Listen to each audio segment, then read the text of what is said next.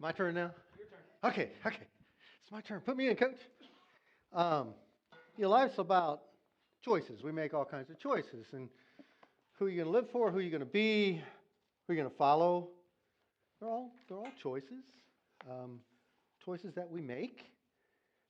For Joseph, who we're studying today, somehow, some way, Abraham, Isaac, Jacob, somewhere God had been moving, God had been working, and he had been raised and taught and learned from God, from his family, that God is real and God is active and God is faithful and God is moving. And he made a choice, clearly, as we go through this study, to serve God. And it's about choices, about knowing that. Um, with my parents, again, my father, I think I had shared, he was just really, really, really afraid of dying. At 97, he's really, really afraid, and that's rough. He got angry at me at one point. Aren't you afraid to die? And so, Dad, I mean, I'm not in a hurry, but and I've had to make peace with dying a long time ago. It comes, but it can be hard. But mom had used up every bit of herself, her mind, her body, and she was just kind of ready to go.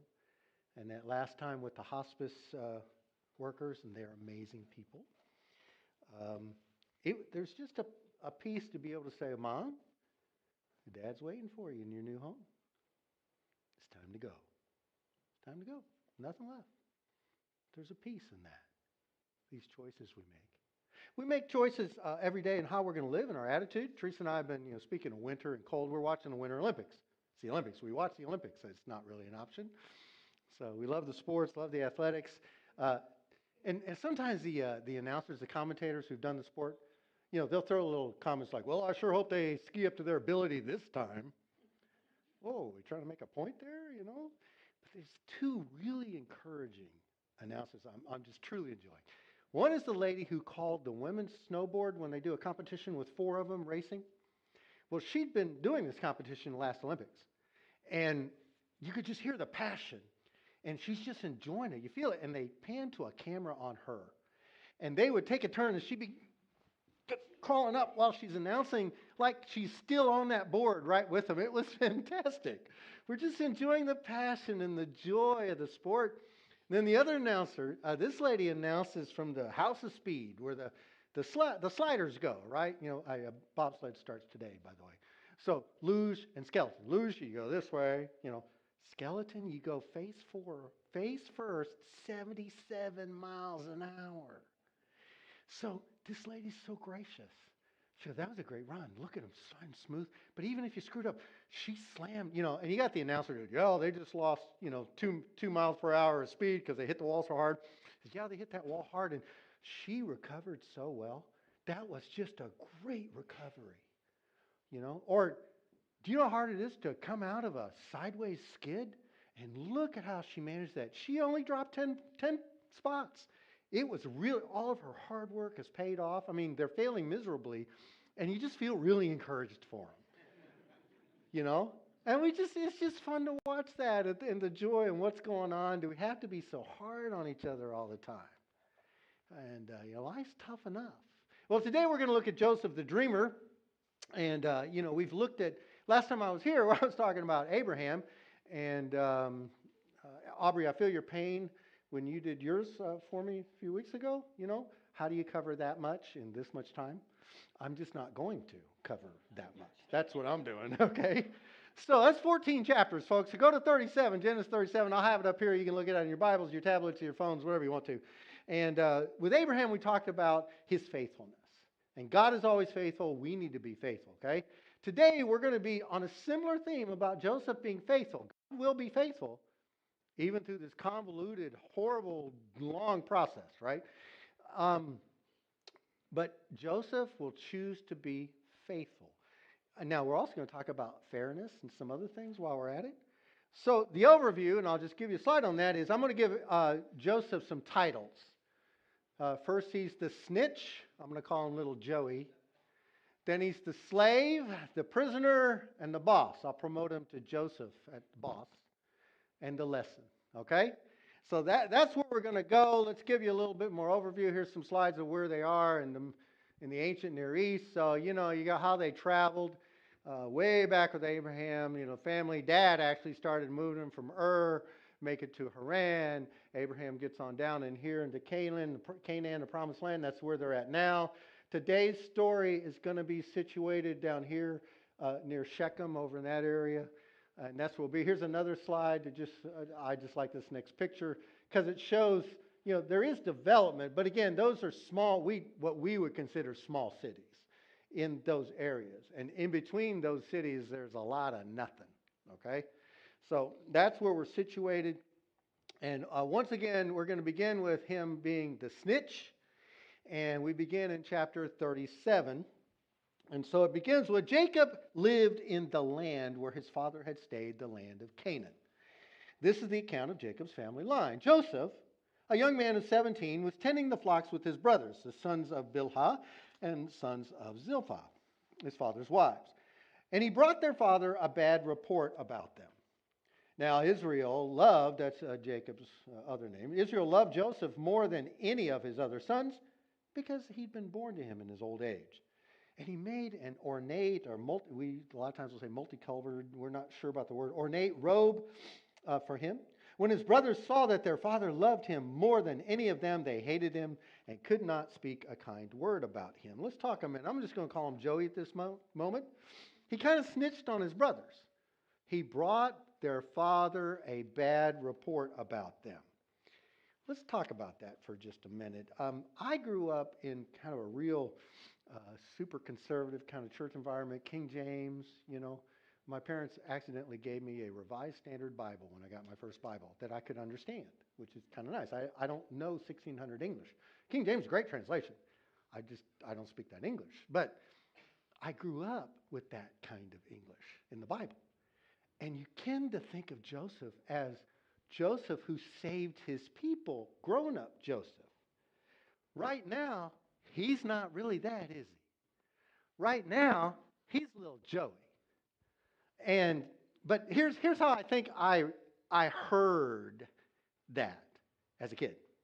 You know, he goes to his dad in King James words, "My honorable father, thou shouldst know, sire, that with a grief that my heart canst bearest it, it is my holy duty to you and the Most High to inform thee that your eldest sons have not honored your gift of responsibility before our family, lo, our holy people, in failing to care for our little lambs and dishonoring your name by their vile lifestyles out in the fields." I don't think that's really how it happened. I think he went, "Dad, they're not doing their jobs again." And they're mad, which is kind of sad. One of my pet peeves, I've got several, by the way. I don't like people who are rude and just mean. I got no time for you. I don't have to hang out with you. I don't like people that get angry because someone else got a good deal. Are you that kind of person? You know, like, don't raise your hand. Are you that kind of person? You know, somebody else I didn't get that good deal. Well, be happy for them getting a good deal. One day, some of my detectives were upset because someone got a better deal or something happened, and I'm like, "You guys wear me out. The chief could come in here right now and give everybody $100. And a couple of you say, 'Well, I've been here longer. I should get more.' You just got $100.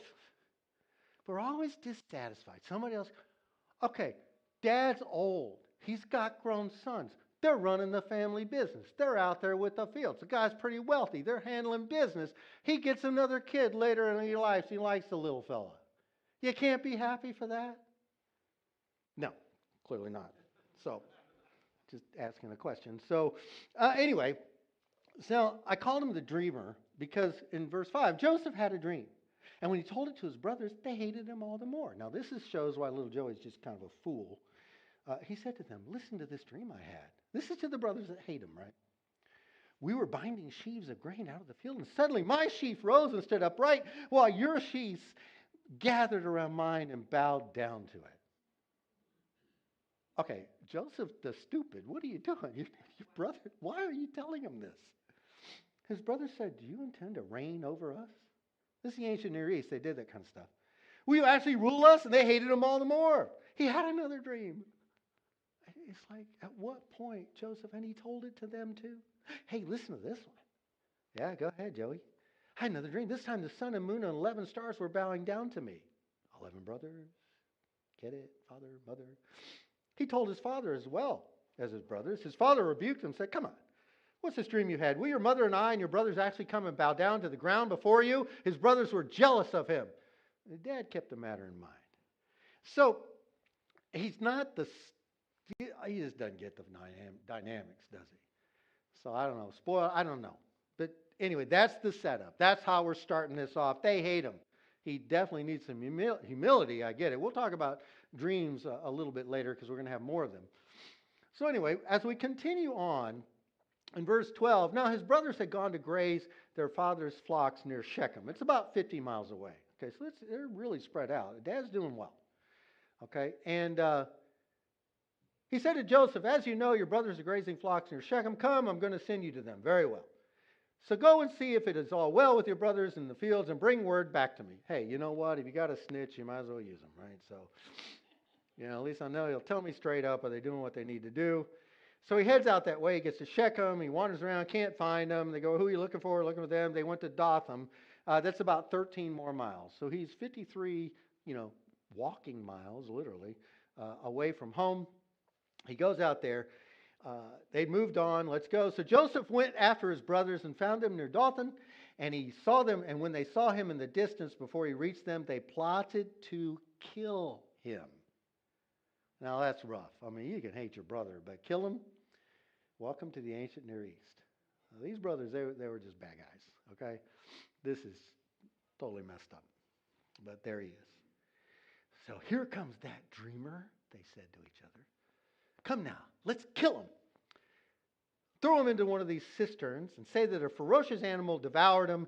Then we'll see what comes of his dreams. The cistern is just a water storage area. Ancient Near East, they dig them down to bedrock. If they had bedrock they could get to, or just deep underground.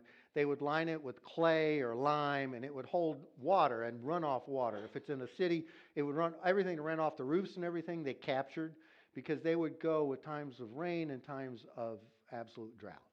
And so to keep one of those cities, or if you're going to keep your home stable, you had to dig and prepare cisterns for the drought times.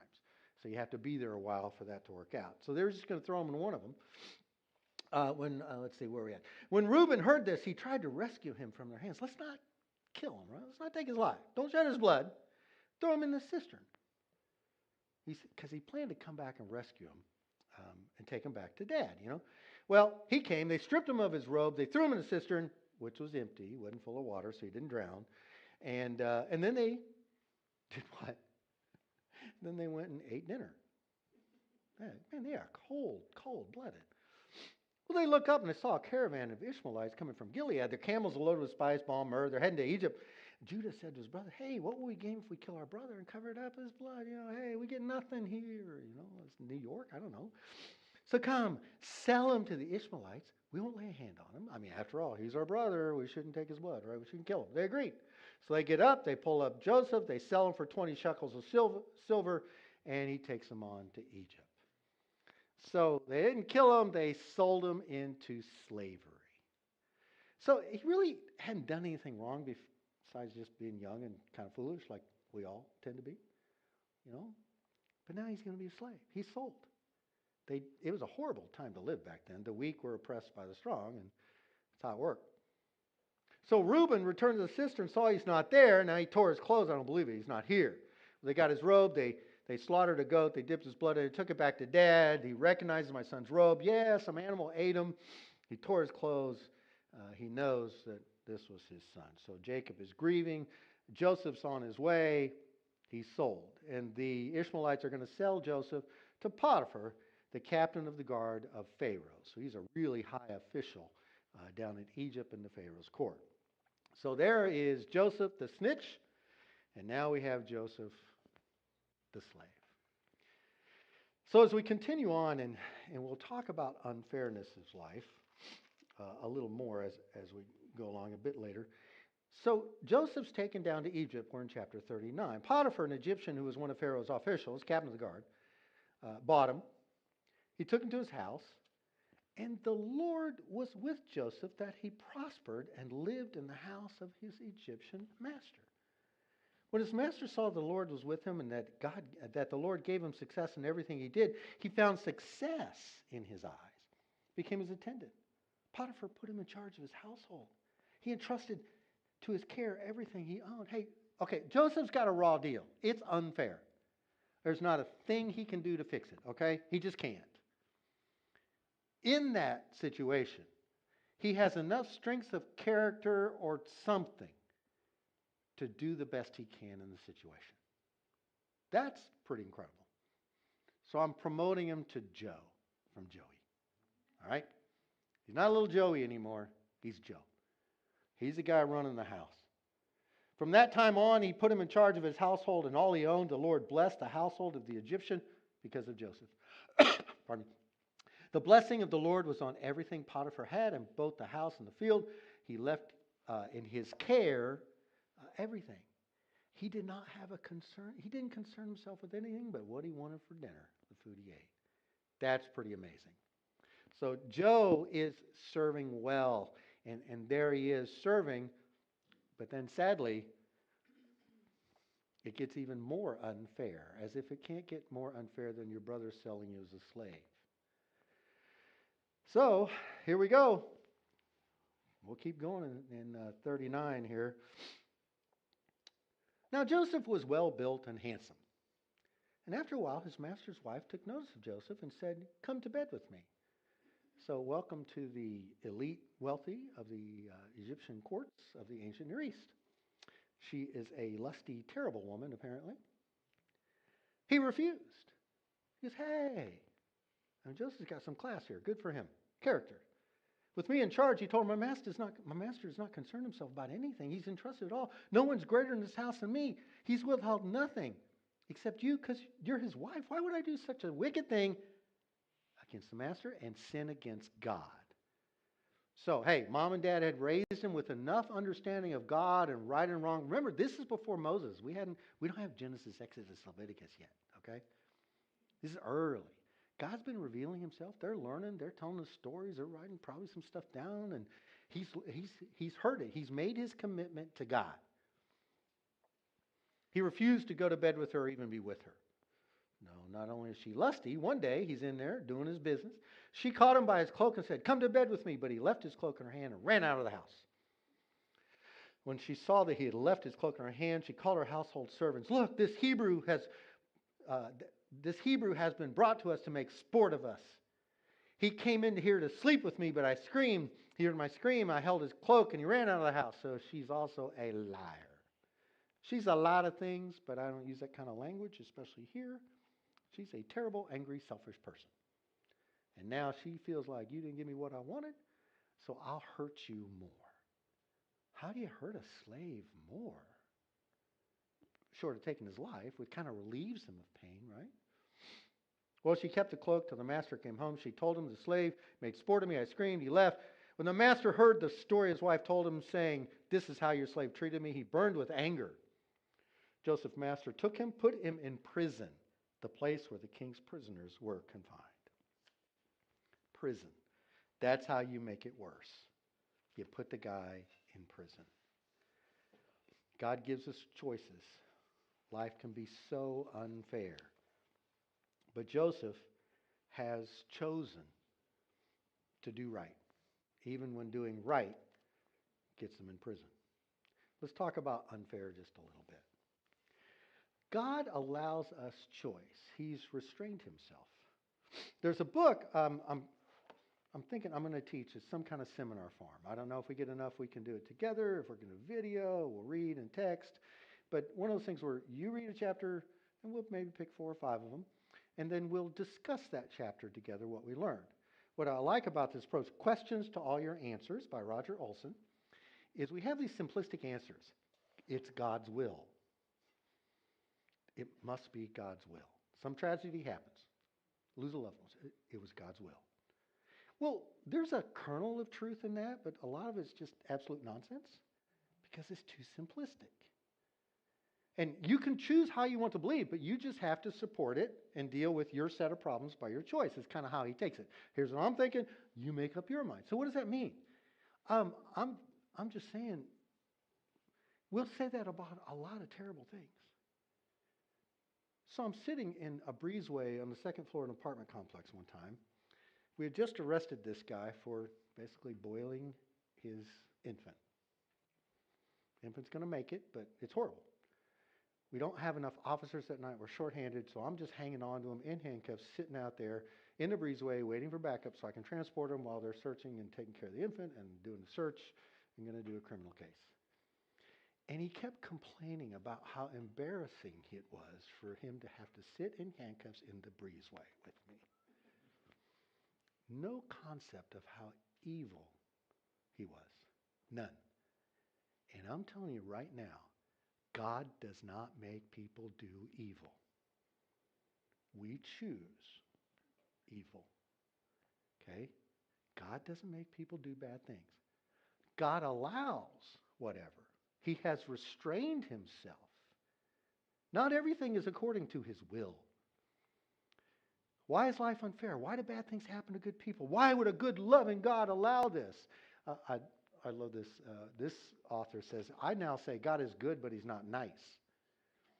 Well, nice is a construct. I want you to be nice to me. I'll be nice to you. You be nice to me. Okay? But when the toddler tries to run across the street and you grab them and pull them back, well, they don't feel like you're being nice, but you're doing good. God's patience can wear out, and he can send judgment, and it's good. So you kind of get the difference here? You got to be a little more complete in our thinking, what we're saying. Is God in control? Hard yes. Yes. It's not so simplistic as the little sound bites. He's in charge, and he allows us this terrifying, sometimes terrible gift of free will, moral freedom. And it is terrifying. God doesn't control everything. And he doesn't make people sin. It's a choice, okay? It's a choice. In chapter 8 of, I think I did James. James speaks to this later in the New Testament, okay? So Jesus' half-brother. And throw that up there. James 1, 13 through 15. When tempted, no one should say, God is tempting me, for God cannot be tempted by evil, nor does he tempt anyone. But each person is tempted when they're dragged away by their own evil desires and enticed. Then after desire is conceived, it gives birth to sin, and sin, when it's full grown, gives birth to death. We have choices. Sometimes we choose evil. All of us choose evil sometimes. Some people are really, really, really terrible. Paul, when talking about our spiritual life today and the difficulty and the suffering compared to heaven in Romans 8, makes this statement. We know that in all things God works for the good of those who love him, who have been called according to his purpose. He doesn't say, actually our song earlier was about that. Bad things happen. It doesn't make the bad thing good that God uses it. But God can still use it.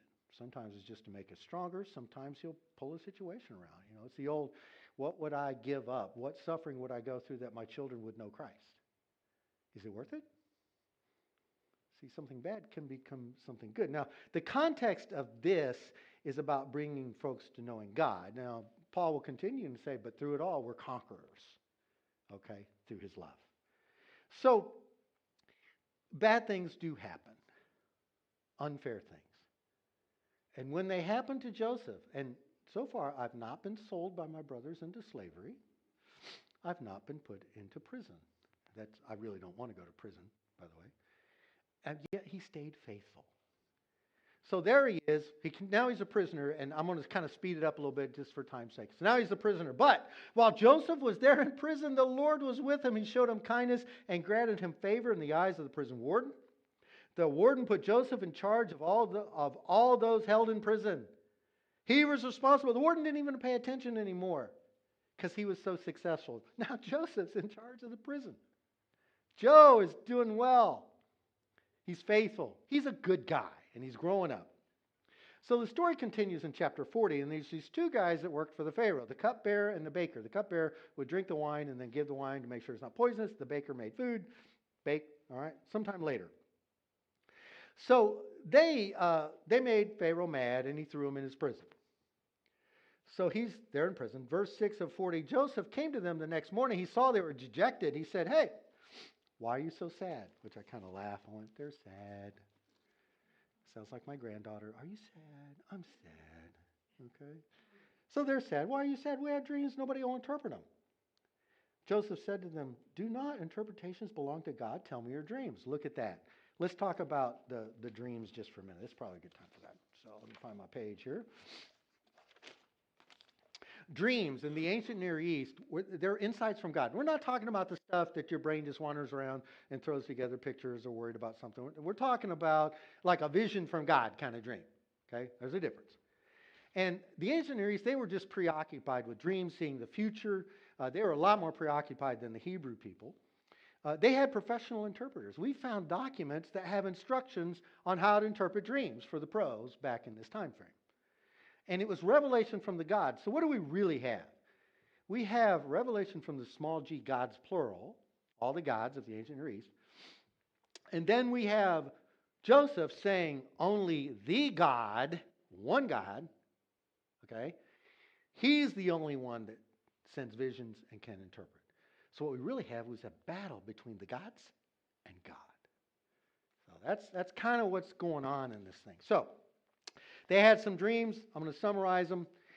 Says, well, tell me your dreams, because only God can interpret, and Joseph knows that God has given him insight into what God's trying to tell him. So the cupbearer said, I saw a dream, it had a vine, it budded, Pharaoh's cup, I took it and put the cup in his hand. Joseph said, this is what it means. 3 branches, 3 days. In 3 days, he's going to restore you, man. He's going to put you right back up there. And in verse 14, but when all goes well with you, remember me and show me kindness. Mention me to Pharaoh and get me out of prison. I was forcibly carried off from the land of the Hebrews, and even here I've done nothing to deserve belonging in a dungeon.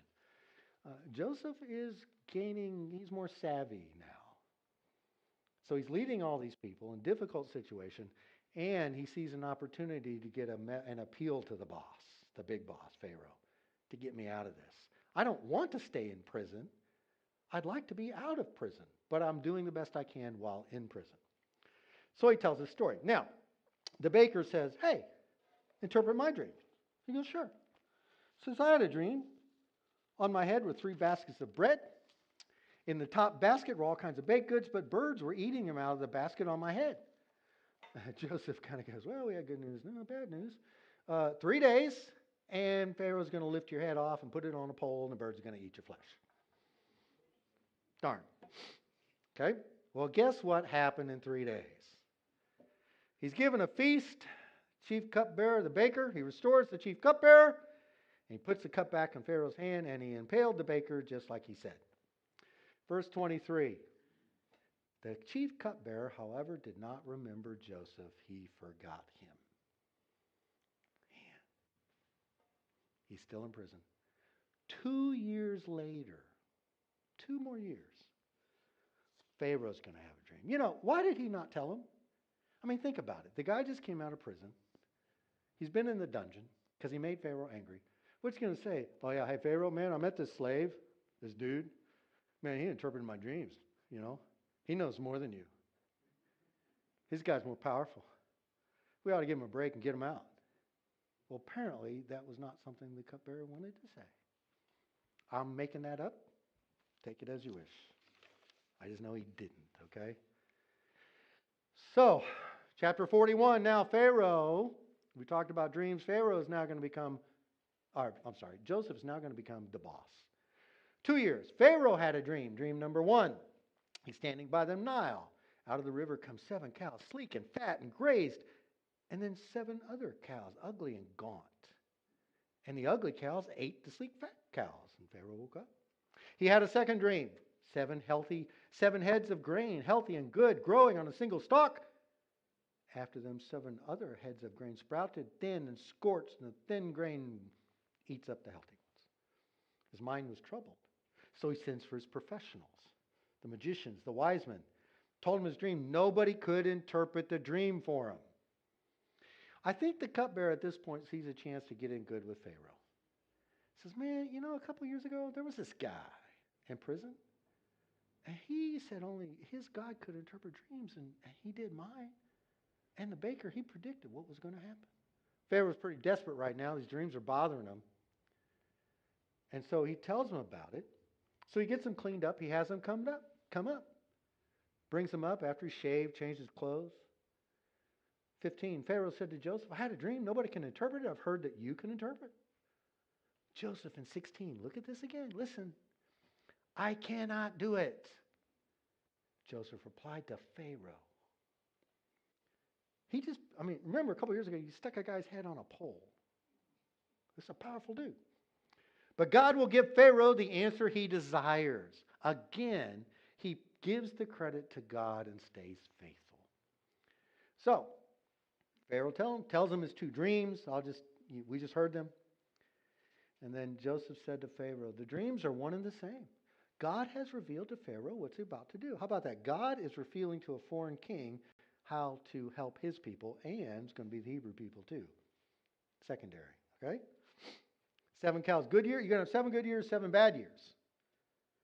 It's just as I said, God has shown you what's 7 years of abundance and then 7 years of famine. And you're going to forget all about it. And then he gave Pharaoh some advice. Joseph has matured clearly. And now, in verse 33, let Pharaoh look for a discerning, wise man and put him in charge of the land of Egypt. Let Pharaoh appoint commissioners over the land and take 1/5 of the harvest during the 7 years of abundance. Then they should collect all the food of those good years that are coming up and store them and kept in the cities for food. And this food should be held in reserve to be used for the 7 years of famine. So he said, take 1/5 of each of those 7 years to last the 7 years of famine. Prepare. Be ready. Well, the plans sound good to Pharaoh. So he asked, can we find anyone like this man in whom is the Spirit of God?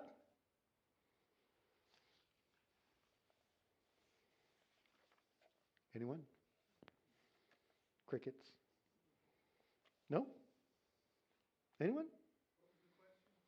That's a lot of responsibility. So Pharaoh said to Joseph, hey, since God has made all this known to you, there's no one so discerning as wise as you. You'll be in charge of my palace. All my people are to submit to your orders. Only with respect to the throne will I be greater than you. Wow. So Pharaoh said to Joseph, I hereby put you in charge of the whole land of Egypt. The Pharaoh took his signet ring from his finger and put it on Joseph's finger, put him in 5 linen, a gold chain, put him in a chariot as his second command. People shouted, make way, as he went around. I'm Pharaoh, but without your word, no one will lift a hand or foot in all of Egypt. He even gave him an Egyptian name. He gave him a wife, and he went throughout the land. Joseph was 30 years old. He was 17 when he got sold. 13 years of all this unfairness. A very long time. He traveled and went out from Pharaoh's presence and traveled throughout Egypt. The story will continue.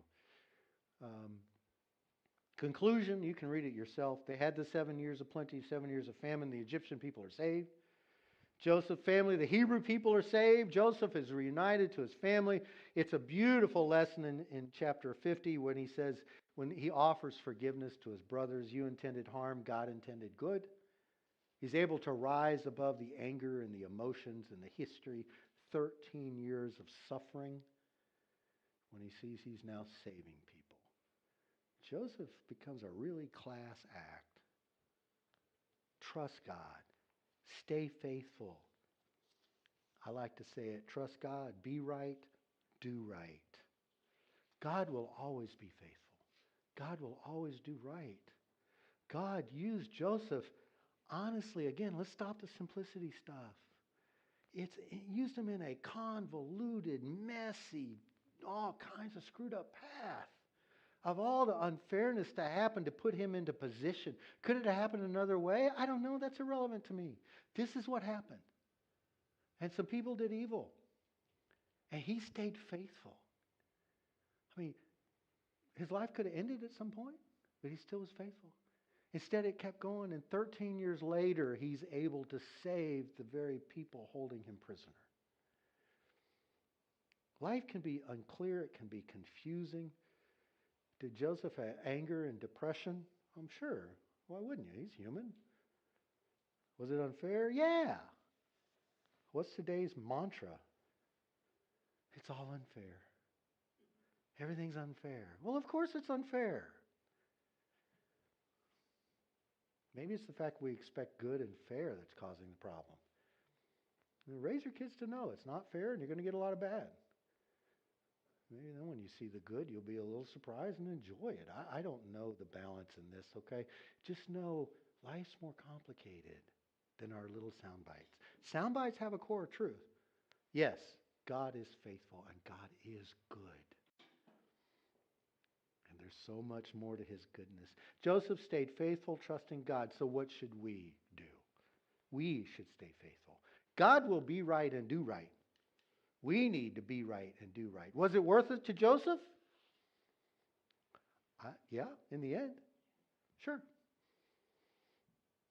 Will it be worth it to you? Let me help you.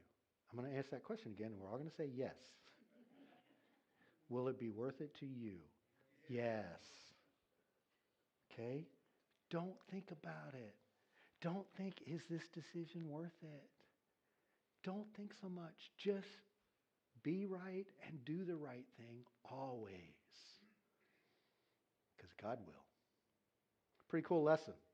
Remember, you got to read the rest if you want to see how it's saved, how the people get down there, and the beautiful, beautiful example of forgiveness as Joseph messes with his family a little bit, but then offers some forgiveness and restoration. God, may we be people who offer your forgiveness and restoration. May we be people who serve you faithfully no matter what the circumstance. We recognize unfairness comes. You have allowed us that terrifying gift of free will, of choice, and many abuse it. We do too. And in that, may we turn to you. May we turn to you first for your wisdom in decisions, that we won't abuse the decision. May we constantly turn to you and trust you and live for you. May we be a blessing to you and a blessing to others. We thank you for this example of Joseph's life and for today. To the beautiful forgiveness of Christ on an unfair cross and a glorious resurrection and a new life by faith led by your Spirit. May we too be faithful. And I invite you, if you've never given God a chance, would you do so? In Christ's name.